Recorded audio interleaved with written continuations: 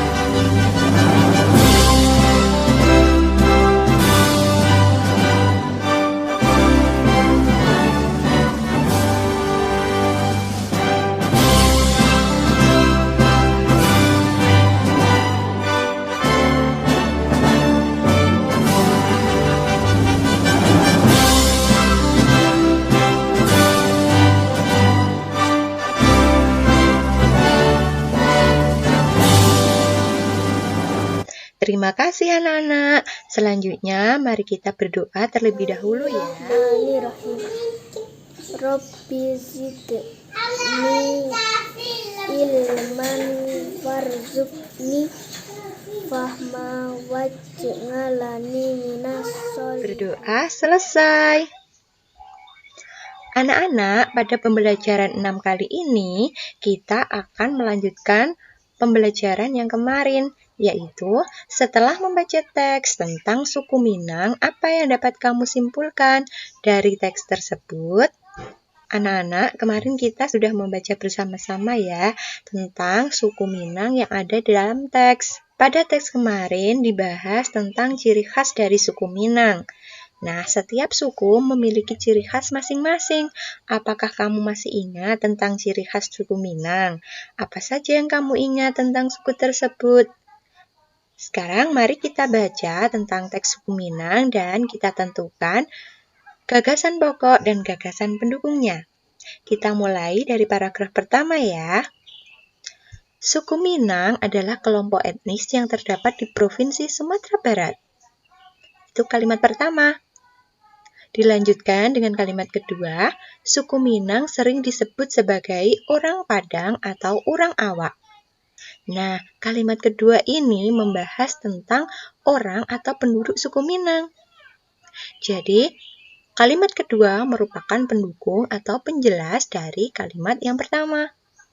Kita lanjutkan dengan kalimat yang ketiga. Bahasa daerah suku Minang adalah bahasa Minang. Nah, kalimat ketiga ini membahas tentang bahasa daerah suku Minang yang merupakan penjelas dari kalimat pertama. Yang keempat, orang Minang gemar berdagang dan merantau ke daerah lain. Nah, kalimat keempat juga merupakan kalimat pendukung dari kalimat yang pertama, yaitu membahas tentang kegemaran orang Minang.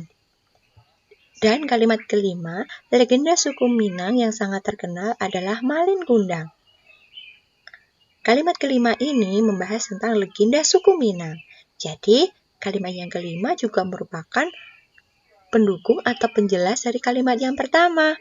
Sehingga Gagasan pokoknya adalah kalimat yang pertama, yaitu suku Minang adalah kelompok etnis yang terdapat di Provinsi Sumatera Barat.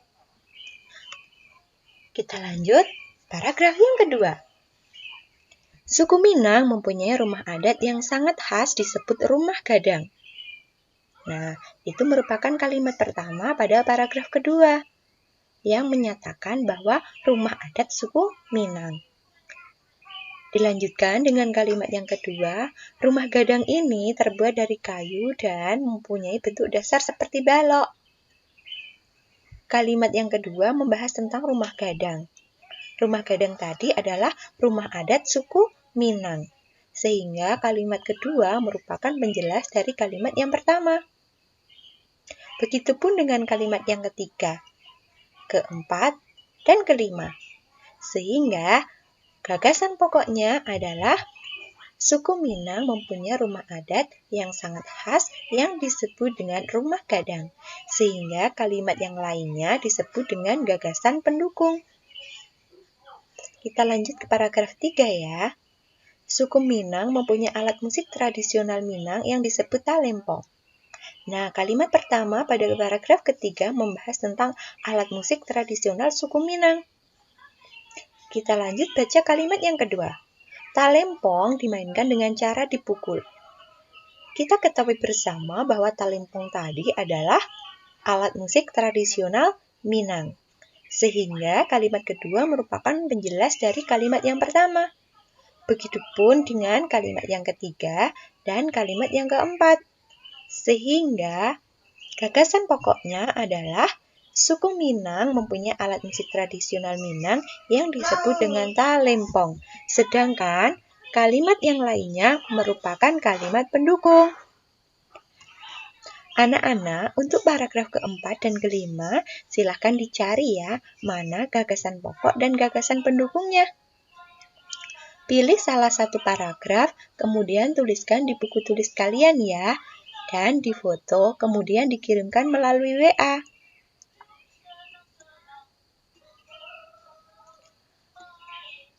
Indonesia terdiri atas keragaman suku, budaya, agama, dan sosial. Keragaman tersebut merupakan identitas bangsa Indonesia.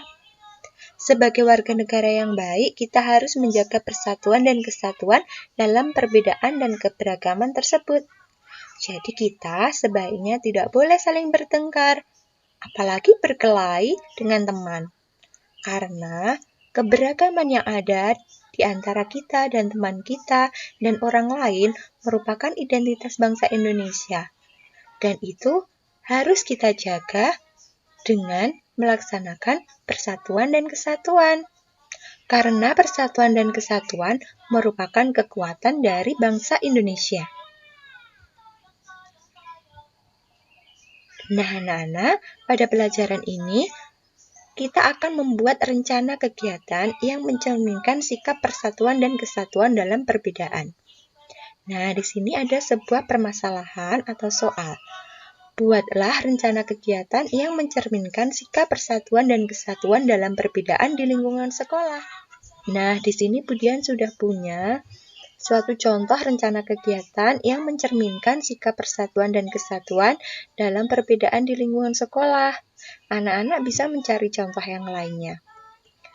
Nah, contohnya, nama kegiatan membersihkan perpustakaan sekolah. Hari dan tanggal, Minggu 24 Juli 2021. Tempat, SDN 2 Worawari. Waktu, pukul 9 BIP sampai dengan selesai. Target peserta 25 orang. Tujuan kegiatan, membersihkan perpustakaan dan lingkungan sekitarnya.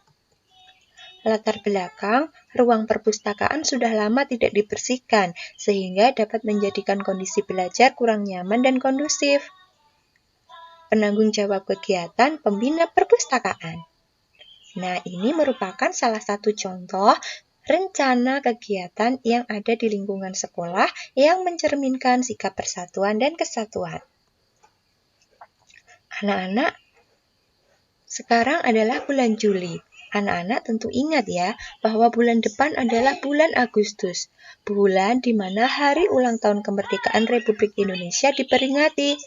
Bahkan sebelum pandemi COVID-19 terjadi, selama 1 bulan penuh hampir selalu ada kegiatan untuk memeriahkannya. Anak-anak, harapan kita semua adalah pandemik ini segera berakhir dan kita dapat kembali bersama dan melakukan kegiatan bersama seperti sebelumnya. Tugas anak-anak adalah buatlah rencana kegiatan yang mencerminkan sikap persatuan dan kesatuan dalam perbedaan di lingkungan sekolah untuk memperingati Hari Ulang Tahun Republik Indonesia.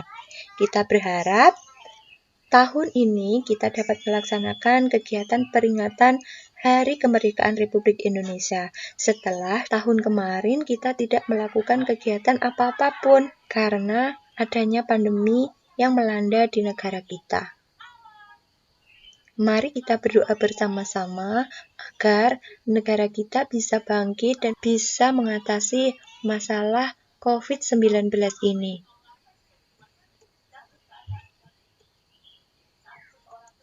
Permainan tradisional merupakan salah satu bentuk keragaman budaya yang ada di Indonesia. Kemarin kita telah membahas tentang permainan benteng-bentengan dan gobak sodor. Apakah anak-anak masih ingat cara memainkan permainan tersebut? Keterampilan apa ya yang kamu perlukan agar dapat bermain dengan baik? Bagaimana strategi memenangkan permainan tersebut? Pada pertemuan sebelumnya, kita telah membahas tentang permainan benteng-bentengan dan gobak sodor.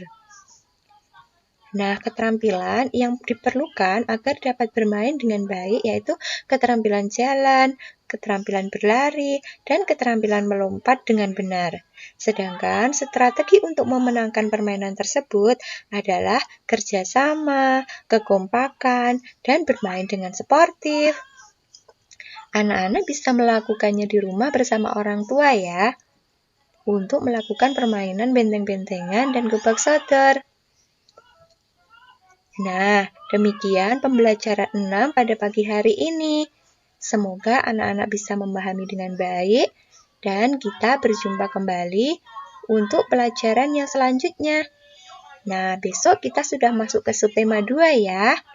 Jangan lupa dibaca bukunya. Terima kasih. Wassalamualaikum warahmatullahi wabarakatuh. Untuk teman-teman yang sudah subscribe dan sudah menggunakan channel SDN 2 Warawari Official untuk belajar, kami ucapkan terima kasih ya. Semoga channel ini bermanfaat.